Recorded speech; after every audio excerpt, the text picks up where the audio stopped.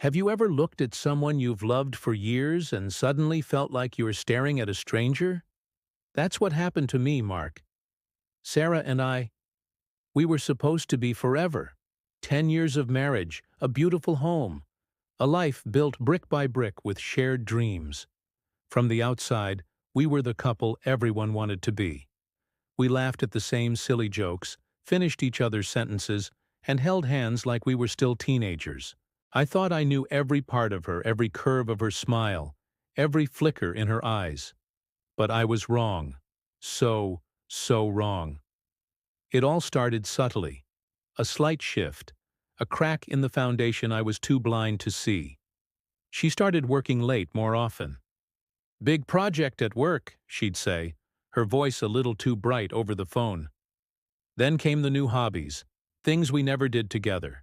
A sudden passion for art galleries, for wine-tasting evenings with her new friends from the office. I tried to be supportive. "That's great, honey. You should have your own interests." I was the good, trusting husband. I encouraged her independence, believing it was healthy for our relationship. I even joked about her becoming a sophisticated art critic, leaving my simple world of sports and barbecues behind. I never imagined those new interests were a smokescreen for something else. The distance grew, not in miles, but in the inches between us on the sofa. Our late-night talks were replaced by the glow of her phone screen. She'd smile at something she was texting, a private, secretive smile that wasn't for me. When I'd ask who she was talking to, she'd wave it off. "Just Jessica from marketing," or "The girls are planning another outing." The names were always vague, the details always fuzzy. I started to feel like a ghost in my own home, haunting the periphery of her new, exciting life. The laughter we used to share now felt forced, the silence between us heavy with unspoken words.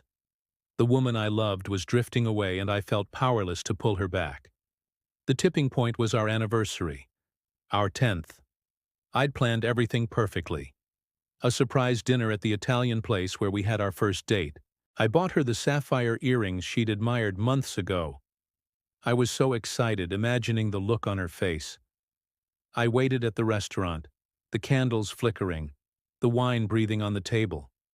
An hour passed. Then two. Finally, a text message blinked on my screen. "So sorry, Mark. Got held up at work. A real crisis. Can we do this tomorrow? Rain check?" My heart sank. A crisis on our anniversary?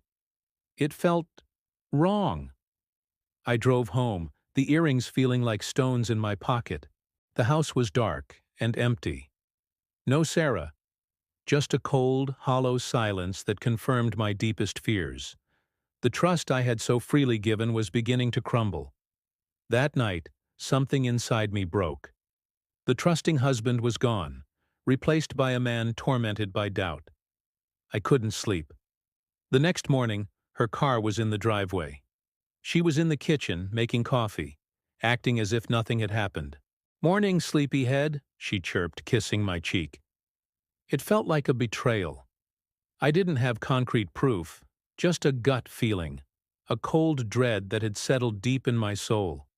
So I did something I never thought I'd do. I hired a private investigator. It felt sleazy, a violation of everything we'd built, but I had to know the truth. Was I going crazy? Or was my world really falling apart? The investigator was discreet, professional. He promised to be my eyes and ears, to give me the clarity I so desperately needed. The wait for the investigator's report was agonizing. Every day was a performance. I played the part of the loving husband while my mind raced with terrible possibilities. Sarah was more cheerful than ever, almost as if she was relieved by the distance between us. She was glowing, vibrant, but that glow wasn't for me anymore. Finally, the call came. "I have the file, Mr. Thompson. We can meet whenever you're ready." I met him in a quiet coffee shop on the other side of town. He slid a manila envelope across the table. My hands trembled as I opened it. The pictures were like a punch to the gut. There she was, my Sarah, laughing, holding hands, and kissing another man. It wasn't just a fling. The photos spanned weeks. They were at a cozy restaurant, strolling through a park, entering a hotel. His name was David, a colleague from her big project. He was handsome, confident, everything I suddenly felt I wasn't. The investigators' report detailed their meetings, their shared lunches, their late-night work sessions. Every lie she had told me was laid bare in black and white. The pain was indescribable. It was a physical ache, a searing burn that spread from my chest through my entire body. The woman I had dedicated my life to was a stranger. The love I thought was our fortress had been built on a foundation of lies. That evening I waited for her at home. The envelope was on the coffee table. When she walked in, humming a cheerful tune, her smile faltered the moment she saw my face. She saw the envelope. The color drained from her cheeks. I didn't have to say a word. The silence was deafening. "Mark," she began, her voice barely a whisper. I just looked at her, really looked at her, for the first time in months, and I saw him. I saw the reflection of her secret life in her eyes. The stranger she'd become was standing right in front of me. "Who are you?" I asked, my voice cracking. It was the only question that mattered. The confrontation was messy. Tears, excuses, justifications. She claimed she was unhappy, that she felt neglected, that our spark had died. She said David made her feel alive again. Her words were like daggers, each one twisting deeper into the wound. She tried to blame me, to shift the responsibility for her choices. But I knew the truth. A spark doesn't just die, it gets extinguished. She had chosen to pour water on our flame and light a new one somewhere else. I didn't yell. I didn't scream. I was just empty. The love had been replaced by a vast, cold emptiness. I told her to pack her things and leave. Watching her walk out of the house we built together was the hardest thing I've ever done. The days that followed were a blur of pain and anger. But slowly, with the help of friends, family, and a lot of soul-searching, I started to heal.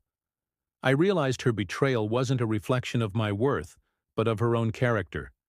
I learned that sometimes the hardest goodbyes lead to the most important hellos. I started rediscovering myself, finding joy in my own company, and rebuilding a life that was solely mine. Looking back, I see the red flags I ignored. But I don't live with regret. The experience, as painful as it was, taught me a valuable lesson about trust, resilience, and the importance of loving myself first. The stranger she became showed me the man I needed to be. Thank you so much for listening to my story. If you've ever gone through something similar, know that you are not alone and that healing is possible. Please consider liking this video and subscribing to the channel for more stories about navigating life's challenges. See you next time.